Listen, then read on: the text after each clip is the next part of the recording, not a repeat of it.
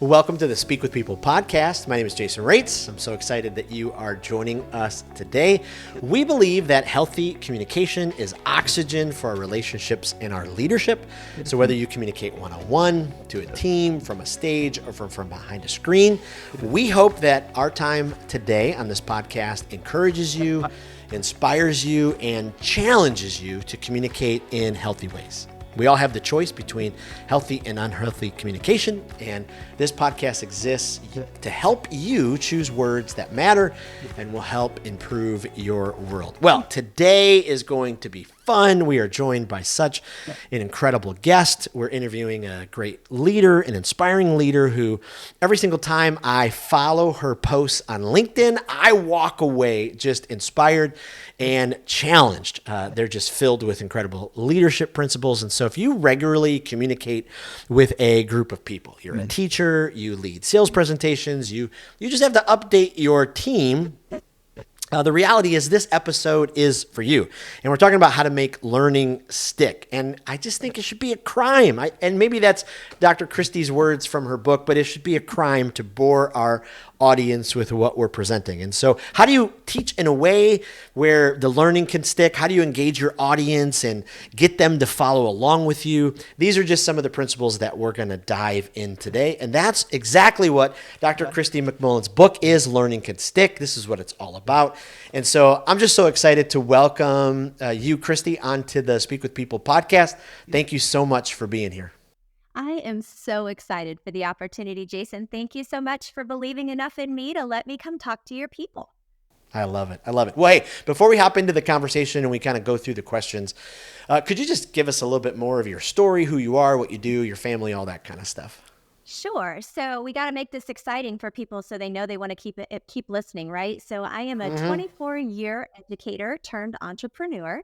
I'm also a mother of 22-year-old twins. I've been married for 23 years, and all of that has led me to where I am today. I have the honor and privilege of helping people not to be boring, right, or mediocre. I believe that you should always make work fun so people don't quit.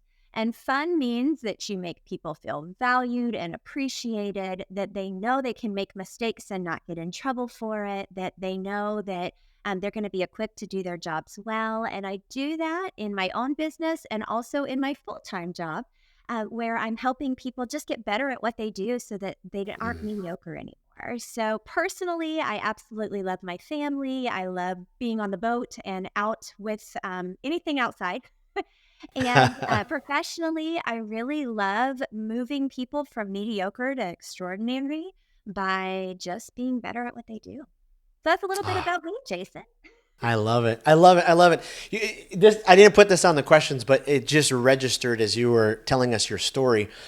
I mean, so many leaders don't think through how to share their story. And we're all asked at some point to do if we're at the BNI group or we're at the Chamber of Commerce, give us your 30-second.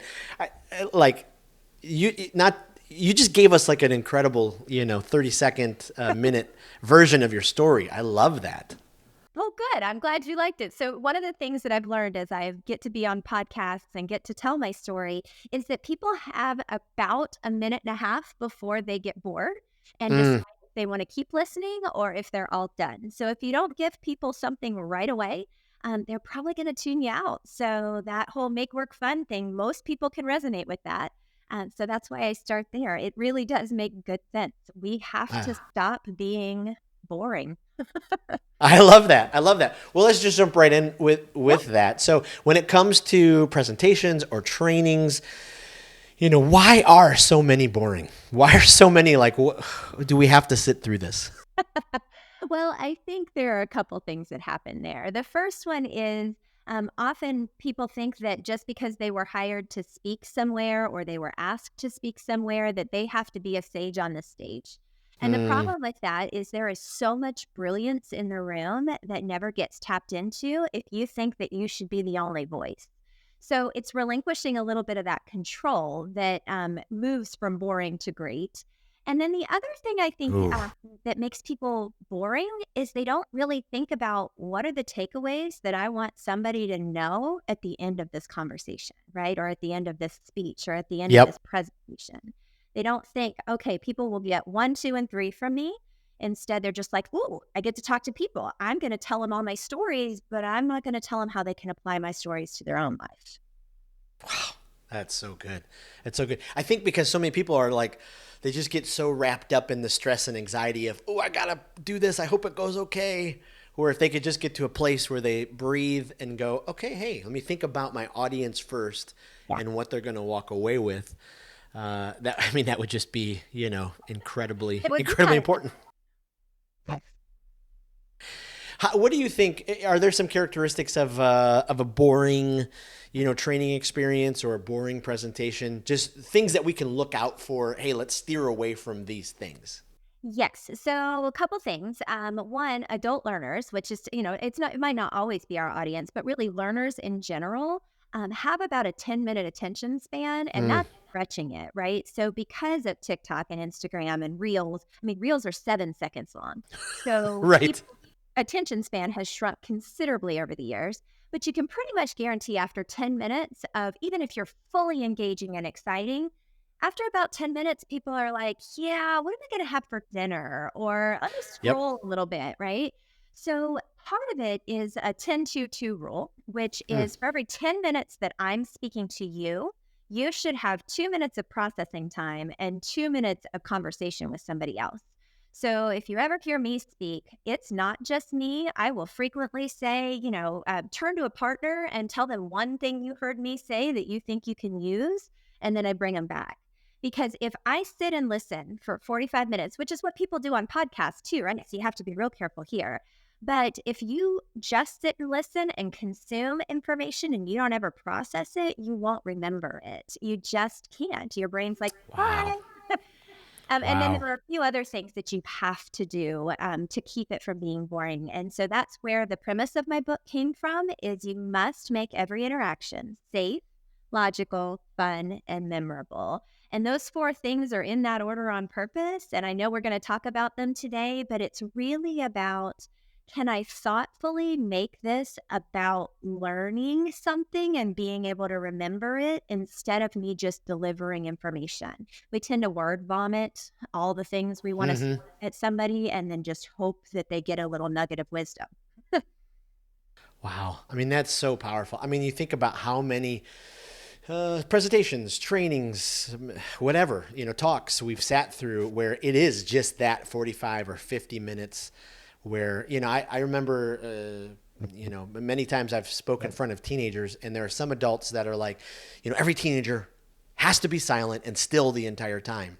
And I guess I've just always been the, outside the comfort zone there or, think outside the box because I'm like, is not fair that we're just expecting that they're going to sit still and listen for 45. Include them in the learning. Let them talk to, the people next to them or say something verbally. I mean, that's so powerful. The reality is our neurons only fire when there's emotion evoked in what we're hearing. So Mm, if we are not evoking emotion in our audience, and that can be laughter, tears, excitement, any sort of emotion, then they are not going to remember anything you said. That's the only time our synapses fire. But what wow. happens is we think, oh, I'm hilarious, right? And I'm saying all the funny things. That's great. But that's only step one. That gets their neurons firing, and then they have to talk about it.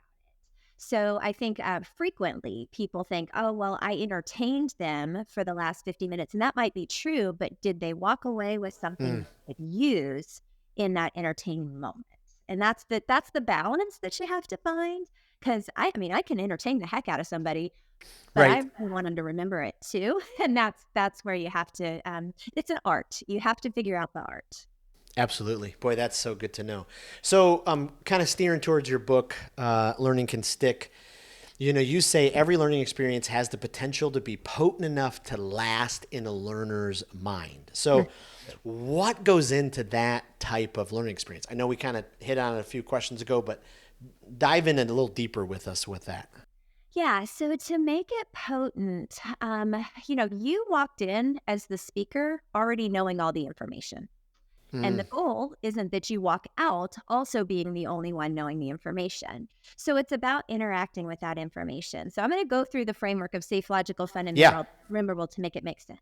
So you start with safe. Safe means people know that it's okay to learn in this space. And learning gets a negative connotation or an education connotation. But here's the thing, it doesn't matter what industry you work in, you Hmm. want people to learn something from you, right? Yep. Whether it's how to use a certain software or where you put things in the office or what they need to know to do their job well, that's all learning. So the safe part is learning people's names and making them feel welcome, asking questions. So I literally, at the beginning of every single experience I ever have as a keynote or as a speaker, is I give scratch and sniff stickers. So these particular ones smell like fruit punch. I think they smell like Hawaiian punch, if I'm being honest. But I will Yeah. literally grab the lanyard of the person if we're at a conference, stick a sticker on them, and learn their name, right? That's my introduction, whether I'm speaking to a room of 600 or six. And the reason that I do that is because it forces an interaction. It's amazing how Hmm. quickly it makes people feel valued, which is really the point. So the safe part is making sure that people know, you know what, she's going to give me something or he's going to give me something that I need and want. And they have my best interests in mind. So that's Yep. the logical part, is that you have to have a plan and you have to stick to the plan, but you can't be the only one who knows the plan. So Oh, I look at it this way, and we've all had this experience at work at some point where your boss calls and says, I need you in my office in an hour. Okay. What are we going to talk about and how, oh gosh. So I spend that hour totally freaked out because I right. don't know if it's good, bad, ugly. What am I supposed to do? The difference would be, Christy, I need you in my office in an hour. We're going to talk about the Smith file because I'm meeting with them at 5 o'clock today, and I just need to know what kind of progress you're making. That's Yep. a totally different hour, right? Right. Now I can be prepared. Now I can do what I need to do. So that's logical in a meeting space or in an office space or workspace. But then there's also logical if I'm giving a presentation, what do I want people to know at the end? And then I give it to them in a one pager. Here's everything you need to know. Here's everything I'm going to cover. Right. Highlight, right?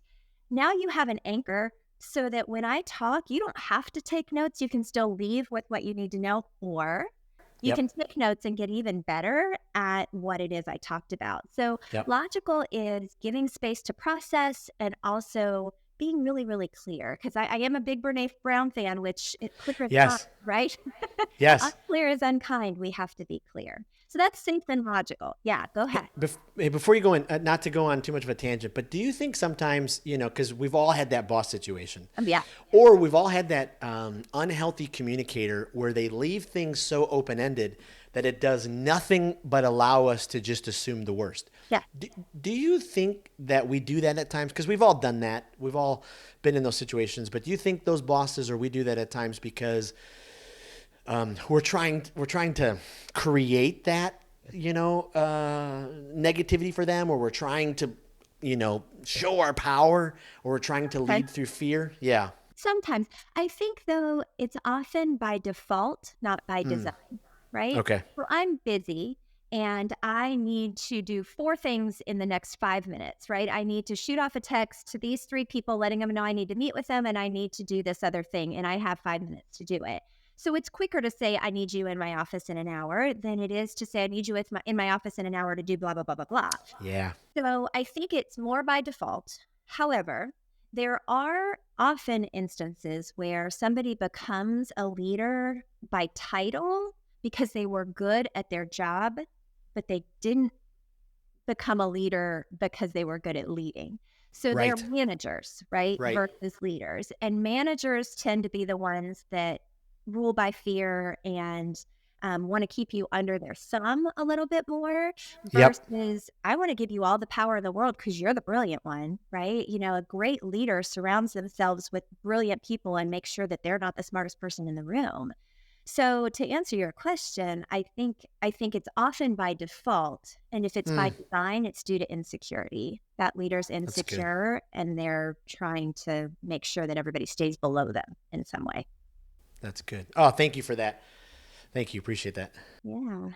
Okay, so safe and logical. What questions Yep. does that bring up? No, that starts off so good with being able to, you know, start at that place. I Yeah. mean, to be So able to. So if I'm, a speaker and I've made it safe and logical, the next thing I have to do is make it fun because people quit things that aren't fun. So if you think about it this way, nobody goes to a movie a second time if it wasn't fun the first time. They also don't go on a second date if the first date wasn't really great. And Right. yet we send people to work and we don't make it fun. Well, no wonder people are quitting, right? Like, Right. why would I want to keep coming back to something that was really pretty painful? So the fun is truly, stickers and music and that kind of stuff. But it's fun to feel equipped to do your job well. It's fun to know that you have the right talents and skill sets to do this thing that you're being asked to do. It's fun when your boss knows your personality and your talents and chooses to use them. So Yeah. the fun is bigger than just silly woo fun. It's really Yes. about, am I being valued and appreciated? So safe Yep. and fun go together for sure. And then there's memorable, and this is my favorite because, no, let me take that back. Fun's my favorite. But I really like memorable because I think that the memorable is the one we forget the most often and it's the most powerful. Mm. So memorable means that you circle back to the thing, whatever the thing is, and you can do it, we're talking about speakers, right? So you can do it in a 45-minute speech with intentionality, right? You can spiral your point, but you also can do it before and after the speech, right? So I believe in the sprinkle, splash, flood, drip, drip, drip way of work. So here's how it works. The sprinkle splash is a lot like a preview to a movie, right? It's what you see before you go. So the sprinkle splash of a keynote would be the email that says, hey, you know what? Christie's going to be with us on Thursday and she's going to talk about this, this, and this, right? It's getting the audience excited about what they're going to see. It's the preview. Then you've got the flood. The flood is the event. It's the speech, it's the training, it's the meeting, it's the thing where all the water comes flooding in. All that information is a flood. But the problem with a flood, and you and I both live in Florida, so we know this is true, is most of the flood water is lost in runoff. So if you want people to truly remember what you're talking about, you have to drip, drip, drip. And the drip, drip, drip is off the trees, right? It's the follow-up email after the training. It's the 3 weeks later, I'm going to circle back with you and see how things are different because of what we did together. It's the conference that you had for speakers. It's the follow-up email that says, hey, we're going to do a quick webinar workshop about what we talked about. Be there. We're going to revisit the point. Yep. So that's the memorable. So safe, logical, fun, and memorable. If you do that, it'll change everything. Wow. I mean, that I love that, none of these are, things that, make your brain, like hurt your brain, but they're so practical and they're so real and they will add, so much to every presentation. I mean, that is just powerful. You think about the memorable side of it. I remember years ago, one of my good friends was a sales executive for a big giant company, and he did exactly what you said with the fun and the memorable. Like he just brought in a game. I mean, this is, he's like pitching $1 million, worth of stuff, but he's like at the heart of it, every leader, you tap into that positive emotion and you can really draw them in. Yeah. I mean, we release dopamine, right, when we are excited about something, and that is an instant pick-me-up. It makes people feel different and better. So, fun CEO story. I've been doing stickers for 17 years. That's actually why the book is called Learning Can Stick. It's a play on words, right? So I have given stickers to all the humans I know, children, teenagers, adults of all ages and whatever. So this particular time, I was with about 200 people who work in the healthcare field, but are not necessarily healthcare workers. And they work a lot with Medicare, Medicaid, that kind of thing. So this particular gentleman was the CEO, and I know this by the way he carried himself, the way he looked down at me as if to say, why in the heck are you here and what are you doing, right? So I greeted him at the door and I said, hi, would you like strawberry, chocolate, or peppermint? And he looked at me and he said, they smell? And I said, yeah, they sure do. And he goes, I don't want one of those. I'm like, okay. So I went on about my business, right? And throughout my trainings or my meetings or my presentations, I'm giving stickers, right? If you participate, if you have a great idea, if you encourage somebody else, you're going to get a sticker.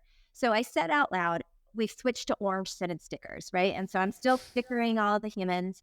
And afterwards, this gentleman, kid you not, chased me down in the lobby. And he said, Christy. I said, yes. He said, you said something about an orange scented sticker. I'm like, sure did. And he said, I want one of those. Oh, right. So this gentleman didn't Wow. buy into me at first, right? He wasn't ready for my shenanigans until he knew he could trust me. And he knew that he wasn't going to stand out or look different because he made a decision and he wanted to have a little choice in that decision. And I think when we present to people, we forget that they should have a little bit of choice, that they should have a chance to think about whether or not they're okay with us from the beginning. They should be given the autonomy to take what they want and absorb what they want. And so sometimes the orange scented sticker just takes a little while. But this guy really loved it. So, we as speakers, we have to be thoughtful about everybody in the room and the Mm. fact that they're not all going to warm up at the same time, and that's okay. Oh, I love that. I love that. Years ago, when somebody first handed me Daniel Goleman's book, Primal Leadership, and I first started diving into, the study of emotional intelligence and all that. And the reality is, for years and years and years, the workplace led through fear and Oh, control. And we absolutely. tapped into people's negative emotions thinking that would get productivity. Daniel Goleman says, hey, if you actually tap into their positive emotions, if they have fun, if they enjoy what they're doing, their productivity goes through the roof. Why do you think that it so often companies, organizations, CEOs, bosses, I guess we all get there, but we divert to that negative, fear-based side when we lose the fun, safe tapping into those positive emotions side. I think it's two reasons. I think the first one is because that's the way we've always done it, right? We get Mm, trapped in the that's the way we've always done it mentality. And so we can't have fun at work. Why would we have fun at work? Are you kidding me? This is serious stuff. We're dealing with multi-million dollar companies. I yep. get it. But if your people aren't having fun, they're also not being their best selves. So I think it is about this is the way we've always done it. And then it's also about that preconceived, misguided idea that we are supposed to be serious at work, right? That fun and work can't go together in the same sentence. And that's just not true. If we're not having fun, it doesn't work. So I have a Yeah. dear friend who is an actuary, and actuaries have one of the toughest jobs on the Right. planet. I mean, it is a level of math that I don't even pretend to understand. And this is their busiest season. It's called bid season. And until the first weekend in June, they are working 16-hour days, and it's Mm, just crazy. So this person knows that it can't go on like that. And so they have, I don't remember the name of it, but on Wednesdays, they have competitions like who can shoot a rubber band the furthest or who can, yesterday's was my new favorite. They had a competition and they got points for every hour they stayed in their chair. They all had rolling chairs. So the rule was they had to roll to get a drink. They had to roll to somebody else's office to ask a question. They had to roll down the hall to go to the bathroom, right? So they had like a roller derby. And she told me yesterday evening, she said, it's been 12 hours and some people have not gotten out of their chair, except the only time they can get out is they have to roll to the bathroom and they can get up and go to the bathroom to get back in their chair. wow. That's fun. I It love didn't that. stop productivity. They were probably more productive yesterday than they were all week because they had something to look forward to. So it's really just about, your original question was, why do you think people default to the serious? I think it feels like that's what it's supposed to be, when in Yeah. reality, it doesn't have to be that way at all. I love that. I love that.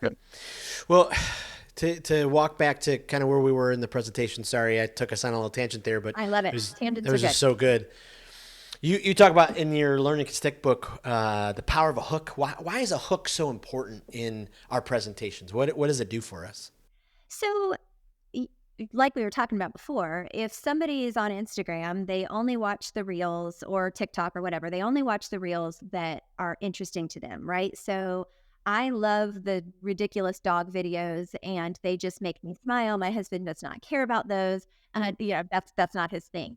So, you're not always going to hook people with the same thing, But if you go in assuming that you're interesting and you don't get the audience to be able to relate to you, I assure you, you're going to be talking to yourself for that hour. So a hook is a chance for people to be able to relate to what you're saying. So yes, it should be entertaining and yes, it should be fun, but it should also allow the person that you're talking to put them squarely in the same seat that you're in.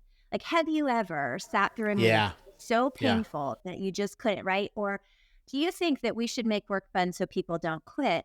I can relate to that, Mm. right? I've never said that phrase to somebody that they haven't gone, oh my gosh, this company needs that. It's not always their own company, but I have a friend, right?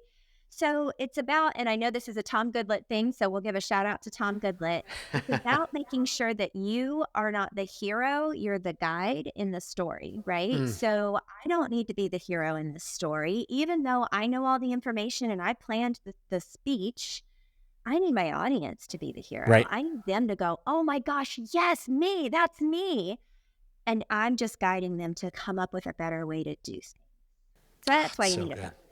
That's so good. And that ties in, we talk about the why, I mean, so often we as the trainers or the presenters or the speakers, sometimes we don't think about the why so much. I mean, the why is so important. Why do you think it is so important to the people that we're presenting to and we're, leading that way? So it's interesting because, I'm a trained educator. So pedagogy is the training of children under the age of 18. Now, nothing Mm. magical happens at the age of 18, except that we as a society call them adults, right? But somewhere around the age of 18, your needs shift into something called andragogy. So pedagogy is how you would teach somebody under the age of 18. Andragogy is anybody over the age of 18. And most of the time, unless you're a youth pastor, you're talking to adults in these situations, Mm. right? Well, in andragogy, the driving force, well, okay, let's do it this way. In pedagogy, the driving force is this for a grade, right? Instead of in andragogy, where it's what's in this for me, right? We as adults can choose where students often can't. We can choose to listen or not listen. We can choose to be all in on something or not. And so if I don't see what's in it for me right away, I'm just not going to listen. So Mm. that's the why. The why is, why would I pay attention to this for the next hour? How does it impact me? How will it improve things for me? So it's actually a scientific way of how adults learn. Wow.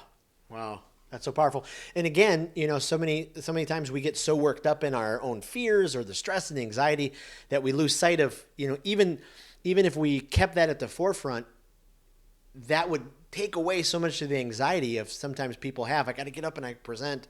Well, it's taking it less off you and more on your audience because you're answering the why. You're helping them. So the smartest thing you can do when you're preparing to speak to people is to backwards map, right? So you have to start with, what are people going to walk away with? Why would somebody Mm. want to listen to this? And if you know that, that's your target, right? So if your target is clear, I want people to leave with X, Y, and Z, then everything you say and do is going to lead towards that target. And you can be confident and know that they're going to walk away with what you wanted them to walk away with. So my tiny book that just came out called Make Work Fun So People Don't Quit. Look how cute it is. Oh my gosh. It It's is. just like the size of a cell phone. It's the best. But it's about setting that target, right? And being super clear to keep the main thing the main thing. I think what we tend to do in all of life, whether it's personal or professional, is we aim kind of generally at this wall and hope something hits instead of going, what's the laser focus? What's the Yep. target I'm trying to hit here? And if you have been asked to be a speaker and you have 45 minutes to get your point across, if you don't even know what your point is, guess what you're not going to do? You're not going to hit that target. So Yep. step one, if you're going to backwards map a speech, is, my goodness, what do I want people to know when I'm done talking? Yep. That's Does so that answer good. your question? That's so good. Yeah, answers it right away. So as we kind of wrap up our conversation, and boy, this we could do part 2, part 3, part 4. I mean, this is this is so good. How important is it as the communicator? How important is it to, attain to try to focus on being someone who's real, authentic, vulnerable? Do those things, do they really do help your presentation, or is it just something that, we put on a paper because it sounds like the right thing to do? If you're not authentic, people will read through you immediately. You have to be your authentic self. So my sweet husband says that I'm a bold flavor. I'm not sure it's 100% of the time a good thing. Most of the time, though, he's a bold flavor too, so it's okay. But I know I'm a lot, right? I know that I am full steam ahead. Here I am, bold flavor, go. And I have to own that. Because Yes. if I tried to be small, people would be like, what's wrong with her? Right? Mm, Somebody who isn't that same bold flavor came in and tried to be, people would immediately be like, well, who does he think he is? Right? mm. If we don't show up as our authentic self, we have not given permission for anybody else in the room to be vulnerable and do the same. So I would say it's the number one thing. As a matter of fact, it's the beginning of my book, right? So the safe is clarity and authenticity. If you are not clear with your expectations and authentic with who you are going to get called out. Whether Yep. it's that people just choose to leave, right, in a conference setting and they're like, yeah, I'm not going to sit here for this. Or if people are just, going to question you the entire time. Either way, if you don't choose authenticity, it's going to call you out that you're not being your authentic self. So I'd say 100% needed.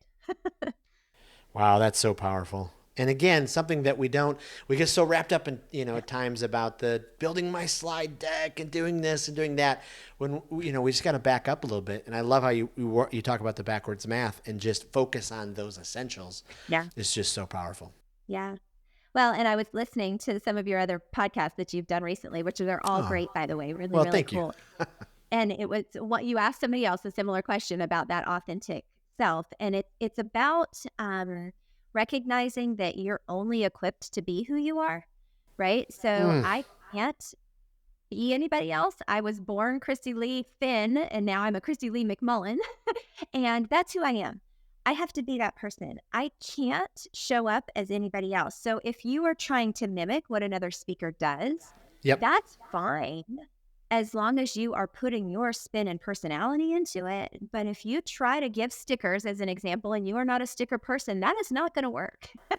Right. You will look ridiculous. And yet I have had friends who have been able to put their own spin on the sticker thing and it worked for them. So it's more about, yes, you should emulate others and you should look for really great speakers and figure out who does it well. But if you don't put your own personality into it, they're going to call you out every time. Wow. Wow. That's so good.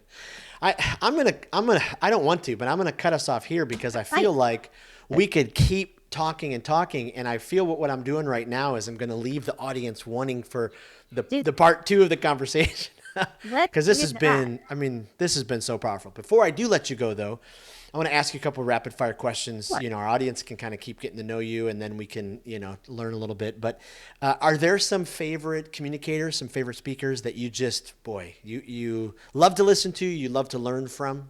Yes. So I like John Acuff is a great one. Brene Brown is another one that I've already mentioned. Simon Sinek, Adam Grant, the people who are asking the tough questions and then trying to show up in a way that is helpful to others. Those are the kinds of speakers I really love. I love that. Is there a podcast that you love for growth reasons or a podcast that you love for guilty pleasure reasons? So there's a great one called That Sounds Fun. It's actually a Christian one, but she interviews all kinds of people, and she is just phenomenal. And right this second, her name has totally left me. Amy, no, Oh, Annie, Annie F. Downs. Annie F. Downs. That's it. I was Yes. like, Annie. No, Annie F. Downs. Awesome. Another one that I've really gotten into recently is Ed Milet. He Hmm. has interviewed some really fabulous people as well. So I used to be, like I said, Brene Brown listener, and then she decided to stop her podcast. And the way that happened when the pandemic hit, that was her first, like it was in March of 2020 that she released her first podcast from a closet in her house. And so I've been listening since then. So I think what happens with me is I find somebody I really like and I stick with them because I feel like I grow up with them too. So the last one I'd mention is Adam Hill. He's not one that you've probably heard of, Mm. but he is fairly new to the podcast scene, and he has one called Slow Over Fear. And it's all about leadership and making sure that you're not letting your anxiety stop you from doing really great things. So those would be my three. I love that. And we'll put those in the show notes for our listeners to Yeah. be able to use those. And then I'm going to throw you one. I didn't put this one on the content doc, but I'll just throw it, for a reason. But is there a place, vacation wise, that you're hoping that your husband mentions someday? Hey, we should really go there. So we're going in October, and I'm so excited. Okay. So we're going to do our first European vacation. We haven't ever been Wow. overseas. So we're going to start in Paris, then go to Switzerland. And I'm actually going to get to go to Bern, Switzerland, which is where my family originated. So that's kind of cool. Wow. And then from Switzerland, we go to Milan to the Tuscany region, and then we go to the coast of Italy, and then back up to Milan to fly to England to come home. So we're trying to cram way too much into 3 weeks. However, we're super excited about it. That's incredible. Just incredible. Well, thank you so much for being on the Speak with People podcast. Could you direct us, point us to where's the best place to find you online where we can get all of your resources and all that? Sure. So I have a website called aimwithus.com, and that is where you can find all the things. But I do kind of live in the LinkedIn space. So you were mentioning that, some of my posts actually are helpful. That is my hope and dream, right? But in LinkedIn, if you just look up Dr. Christie McMullen, you'll find me. And that, to me, is the space all leaders should be spending some time. So that's my biggest. I do also have a presence on Instagram and Facebook. And again, if you just look up Christie McMullen, you're going to find me, or Analyze, Improve, Moves, which is the name of my company. So those are the best places. And I really hope you'll start following, because I'm having some fun out there and nobody's seeing it. So let's go. I love it. I love it. I love it. Well, thank you again for your time. Thanks for this interview. And thank you because, like I said, I think I said it off air, but, as someone who does speak and who does train, like your book, Learning Can Stick, has been insanely helpful. And when I saw you wrote this one, Make Work Fun, I was like, this resonates with me because fun and laughter are a high value to me. And so I just appreciate all that you do. Absolutely. Well, thank you so much for this opportunity. It really was fun, and I'd be happy to come back if you need me. I love it. Well, definitely. Well, and thank you, Speak with People listeners, for being a part of our community. I just want to remind you, if you're not a part of our Speak with People Facebook group yet, head to Facebook, search for the Speak with People community group. It is growing by the day, and it's just a group of people who want to become more effective communicators. And so we create ideas, we have different videos, and we just help each other out with how we can be more effective communicators. And then I want to make sure that Speak with People is here for you if you want to grow your public speaking skills. If this is something where you're like, I need to get better so I can improve, head to speakwithpeople.com/coaching. We have a public speaking skills coaching package. We have a leadership communication coaching package, and then we have life coaching. And so those are things that we have available for you. Can't thank you enough for every listen, every review that you write on Apple Podcast, and just thank you again for sharing this podcast with others. Again, this podcast exists because our words matter, and we believe healthy communication is oxygen for our relationships and our leadership. And so whether you speak one-on-one and on a team, from a stage, or from a screen, we really do believe that your words matter, and you really can change your world with your words. Thanks again, and we'll see you next week on the Speak with People podcast.